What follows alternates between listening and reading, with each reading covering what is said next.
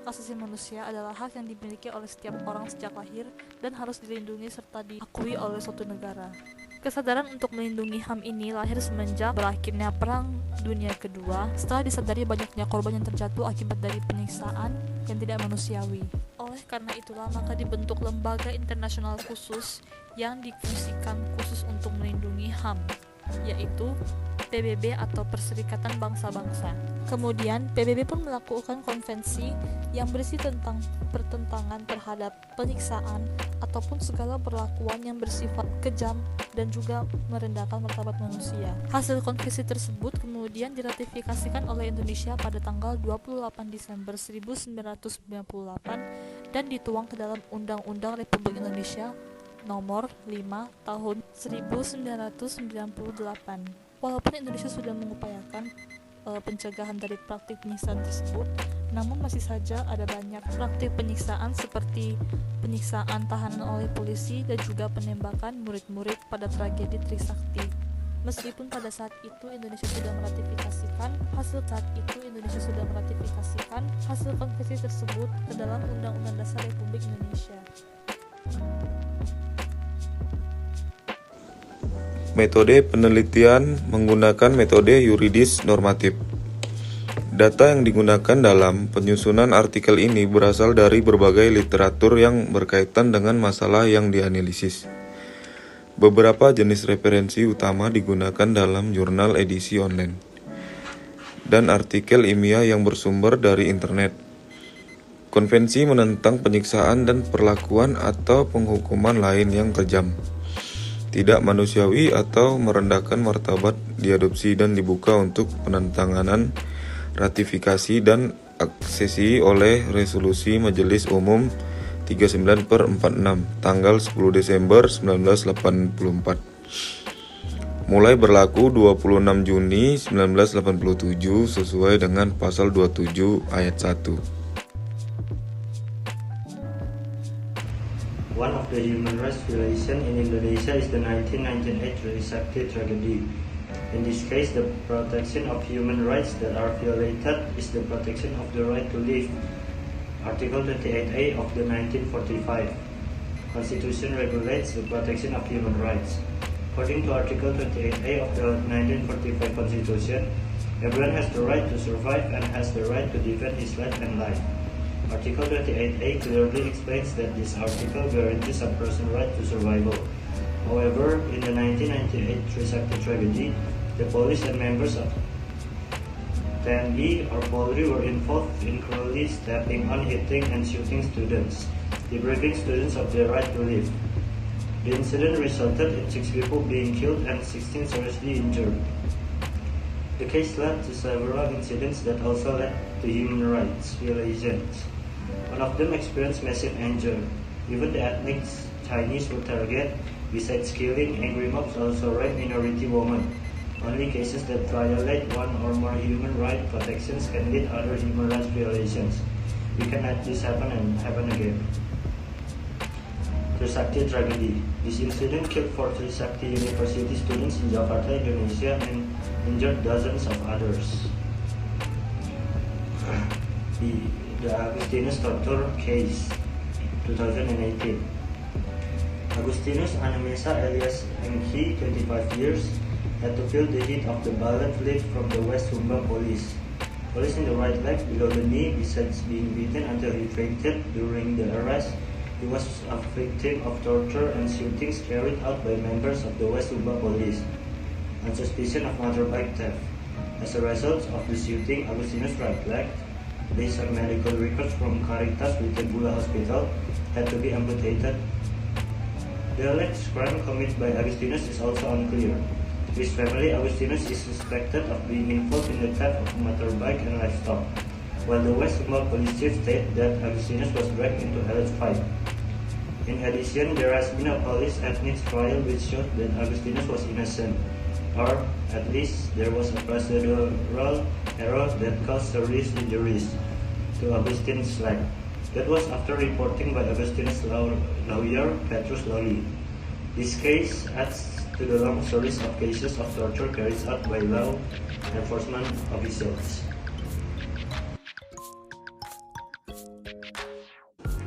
Institute for Criminal Justice (ICJR) mengutuk tindakan penyiksaan yang digunakan polisi sebagai untuk mengungkap kejahatan dan mengutuk keras perlakuan penyiksaan. Padahal Indonesia meratifikasi International Conference on Civil and Political Rights (ICCPR) melalui Undang-Undang Nomor 12 Tahun 2005 dan Convention Against Torture UNCAT melalui Undang-Undang Nomor 5 Tahun 1998. Selain itu juga dalam Undang-Undang 1945 Pasal 28G Ayat 2. Lalu tindakan penyiksaan juga secara tegas diatur melalui Undang-Undang Nomor 39 Tahun 99 tentang HAM. Pasal 4 Undang-Undang HAM itu menyatakan bahwa setiap manusia berhak untuk tidak disiksa, mendapatkan hak kemerdekaan, pikiran dan hati nurani, dan serta hak beragama. Lalu hak untuk tidak diperbudak, hak diakui sebagai pribadi sederajat di hadapan hukum, serta tidak bisa dituntut dengan dasar hukum yang berlaku surut. Hak asasi manusia yang tidak dapat dikurangi dalam keadaan apapun oleh siapapun. Pasal 33 ayat 1 Undang-Undang HAM juga menyatakan bahwa setiap orang berhak untuk bebas dari penyiksaan hukuman atau perlakuan kejam yang tidak manusiawi, merendahkan martabat kemanusiaan seseorang, dapat ditangkap, ditahan, disiksa, dikucilkan, diasingkan, atau dibuang secara sewenang-wenang. Lalu ada putusan Mahkamah Agung terkait penyiksaan bahwa informasi yang diperoleh penyiksaan tidak dapat digunakan sebagai bukti hukum. Hal ini sebagaimana pernah diputus MA dalam putusan nomor 600K /PIT/2009 nomor 1531. MA juga mengeluarkan putusan lagi bagi pelaku penyiksaan seperti putusan nomor 2915K /PIT/sus/2010 dan nomor 70K /PIT/sus/2011. Terkait kasus ini, khusus untuk perlindungan Agustinus, ICJR menyampaikan beberapa rekomendasi, yaitu untuk memastikan hal serupa tidak terjadi lagi. ICJR meminta pemerintah Indonesia segera serius instrumen hukum untuk mencegah penyiksaan seperti RKUHP terkait penguatan kontrol mekanisme penggunaan wewenang oleh aparat penegak hukum OPCAT terkait pemantauan tempat-tempat penahanan dan optimalisasi mekanisme nasional pencegahan penyiksaan. Dari kasus penyiksaan di atas, pasal yang bertentangan dengan kasus tersebut adalah pasal 28G ayat 2, yaitu setiap orang berhak untuk bebas dari penyiksaan, perlakuan yang merendahkan martabat manusia, dan berhak memperoleh suaka politik dari negara lain. Kemudian ada pasal 33 nomor 29 tahun 99 tentang hak asasi manusia untuk bebas dari penyiksaan juga diatur dijamin, yaitu setiap orang berhak untuk bebas dari penyiksaan, penghukuman, atau perlakuan yang kejam. Sebagai hasil dari metode penelitian kami gunakan menemukan beberapa kasus polisi seperti kasus Agustinus atau disebut Engki, umur 25 tahun, ditembak kaki oleh polisi karena dicurigai mencuri sepeda motor. Akibat penembakan dan rekam medis tersebut, kaki kanan Agustinus harus diamputasi. Regarding to this case, in order for human rights to survive better, we must increase their protections, promotion, implementations, and enforcement. As a good citizens that fight for human rights, we must continue to work hard to ensure that the human right is to survival is protected, realized, promoted, and upheld. Because don't waste someone's life just because of a small problem. In addition, a right to live is important to ensure its protection, realizations, promotions, and implementation. Because if it's not guaranteed, it will lead to behavior that violates human values. Another reason is that the government, which is authorized to protect, realize, promote, and enforce human rights, is obliged to realize the right to the survival of Indonesian citizens. There are still many cases in Indonesia that hasn't been closed or resolved. For example, the Trisakti tragedy that happened in 1998. The Trisakti case occurred many years ago, but the perpetrators were never clearly or in detail.